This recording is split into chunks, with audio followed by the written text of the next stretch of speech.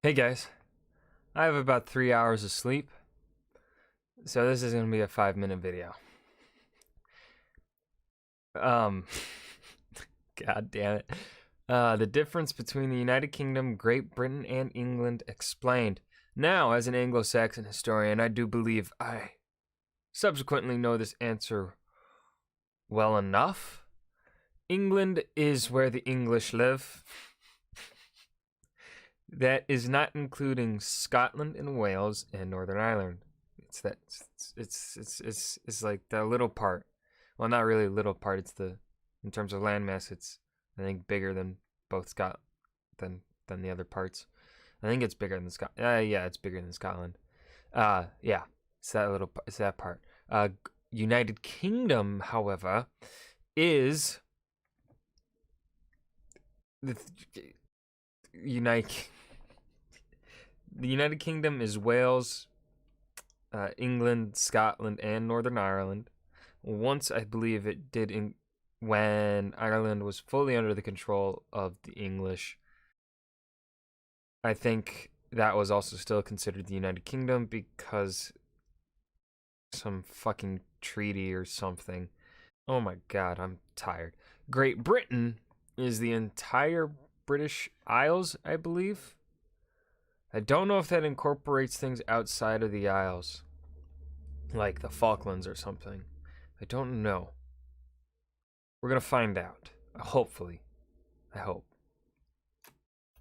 Welcome to the United Kingdom and a whole lot more, explained by me, CGP Greg. A lot more? The United Kingdom, England, Great Britain, are these three the same place? Are they so different fast. places? Do British people secretly laugh at those who use the terms incorrectly? Who knows the answers to these questions? I do, and I'm going to tell you right now. Oh, he's gonna tell me. For the lost, this is the world, this is the European continent, Okay. and this is the place we have Oh my to god, untangle. this is so fucking The area fast. shown in purple is the United Kingdom. Part of the I was confusion right. is that the United Kingdom is not a single country, but instead is a country of countries. It contains inside of it 4 co-equal and sovereign nations. The first of these is England, shown here in red. And they're not really equal. History tells us that.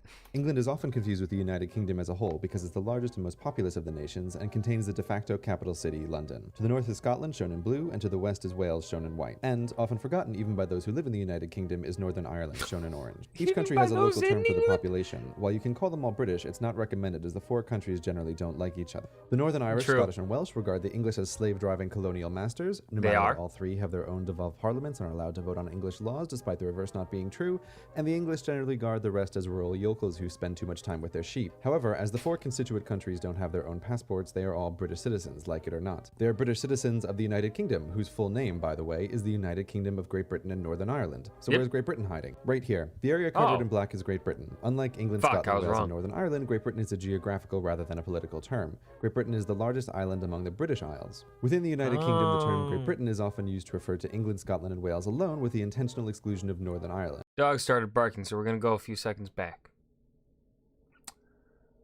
Often used to refer to England, Scotland, and Wales alone, with the intentional exclusion of Northern Ireland. This is mostly, but not completely true, as all 3 constituent countries have islands that are not part of Great Britain, such as the Isle of Wight, part of England, the Welsh Isle of Anglesey, the Scottish Hebrides, the Shetland Islands, the Auckland Islands, and the Islands of the Clyde.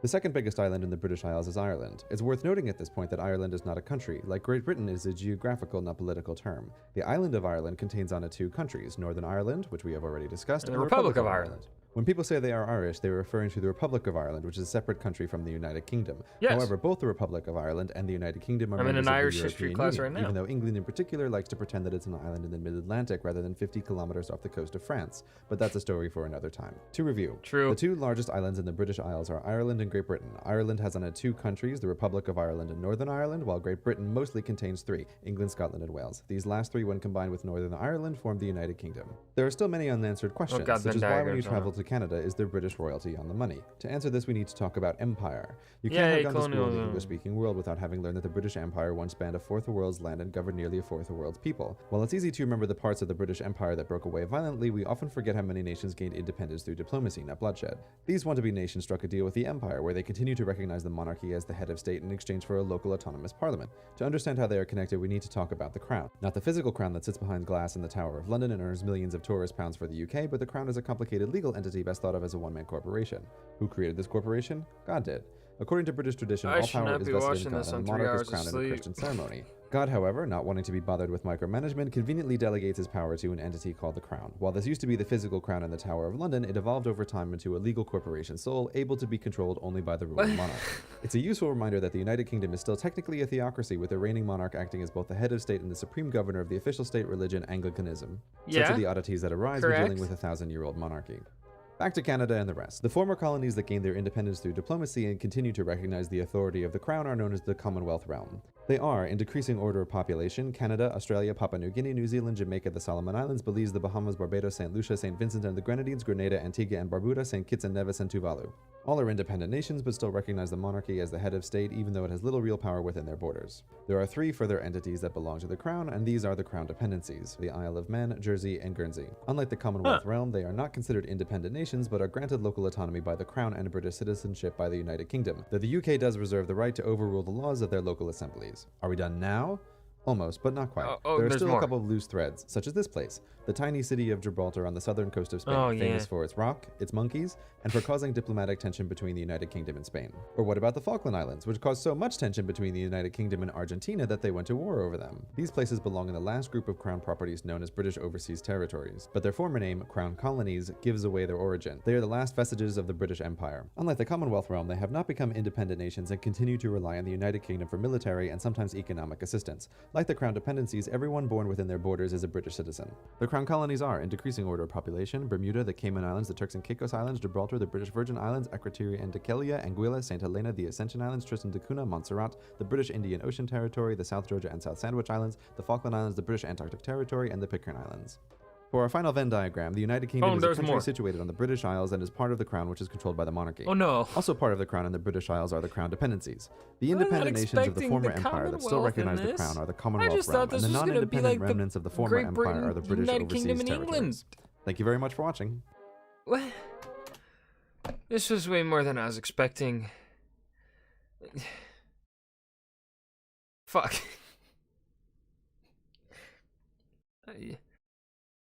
I'm sorry, but I have to record videos today so I can, stay on top, stay ahead because school.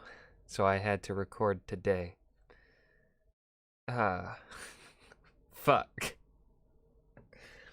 And the video I will be uploading tomorrow will be another video that was, or well, when you're watching this, the video that is uploaded tomorrow will be the video that I am watching after this, today.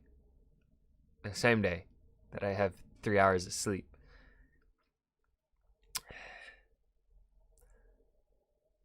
I don't really have more words to say. Fuck. Oh, God. Alright. Not recording videos on a day when I only got 3 hours of sleep ever again. Unless, of course, this gets lots of views. Then, you know what, I might. If it gets lots of views, I fucking probably will. Let's be real here. I like having views. It gets me money. Not a lot of money, but it gets me money.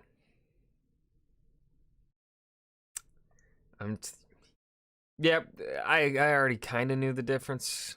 I wasn't too certain about the Great Britain side of things. I think I was just confusing with British Isles. British Isles, of course, is everything, is all that area. Greater Britain is just, Scotland, England, Wales.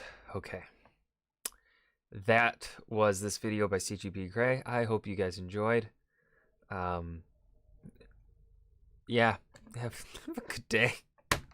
Bye.